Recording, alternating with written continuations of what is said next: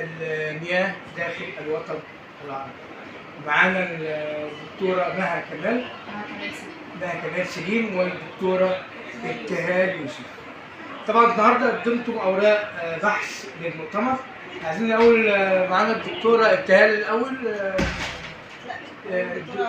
طيب الدكتورة مها عشان نستعجل، الدكتورة مها كمال الاول بتقول لنا ايه البحث اللي قدمتيه. صور بس بسيط. طيب انا البحث بتاعي كنت بتكلم عن منطقه دي منطقه موجوده في الصحراء الشرقيه، في الجزء الجنوبي من الصحراء الشرقيه، فكنا بنتكلم عن امكانيات المياه اللي موجوده فيها.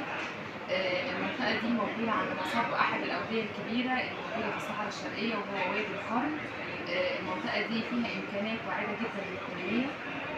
المنطقة دي أصلا يعني سبب أو بداية فكرتها كمشروع كان مول الدولة عملته، فبدأ في تسعينات القرن العشرين باعتبار إن المنطقة دي موجودة عند الدلتا القديمة لوادي القرن، ده أحد الأودية الرئيسية اللي موجودة عندنا في الصحراء الشرقية.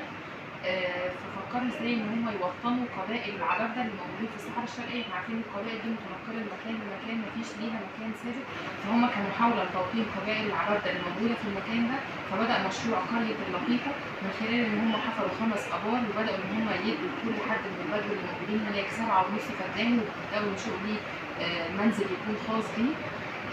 المشروع ده اول ما اتعمل كان تبعيته لمحافظه البحر الاحمر، بعد كده اتنقل تبعيته لمحافظه قنا، وللاسف لما اتنقل لمحافظه قنا ما لقاش نفس الدعم اللي كان بيلقاه من محافظه البحر الاحمر، فللاسف هجر القريه دي عدد كبير جدا من السكان.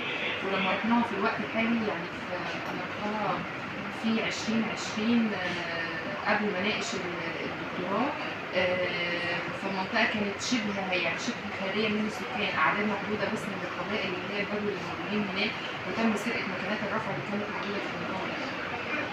المنطقه دي بقى من حيث التنميه المائيه احنا عندنا الميه اللي موجوده في المكان ده بتنقسم الى جزئين، في عندنا المياه اللي هي السطحيه وفي عندنا المياه الجوفيه.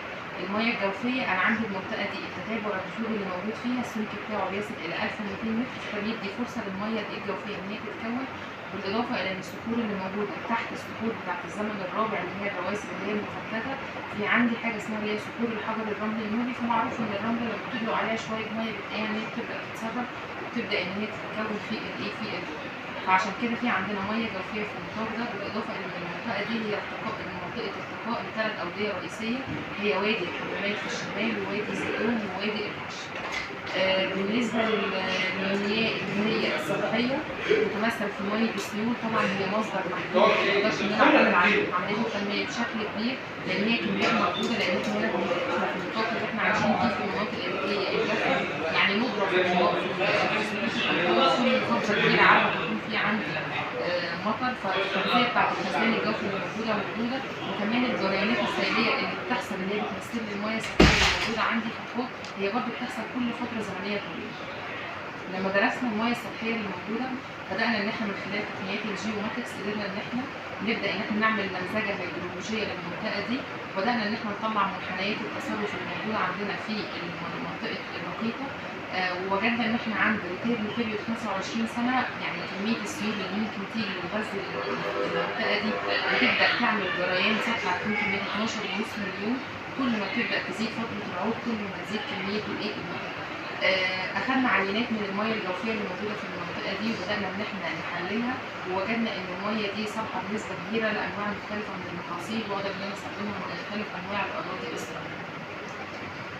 شكرا لحضرتك يا فندم. طب النهارده طبعا اكيد اتكرمتي وفي تيشيرت ممكن ترفعيها كده يعني المشاهدين كده. حقيقي كل الشكر لرئيس القسم. مشاعرك ايه بقى مع الشهاده ديت؟ اكيد والله مبسوطه جدا، يعني اكيد اي حد بيتكرم بتبقى يعني في اكيد مشاعر فرحه جواه، يعني حتى لو يعني حاجه بسيطه كده يعني تدفعي حتى 5 جنيه حتى على ولا دفعت حاجه خالص والله.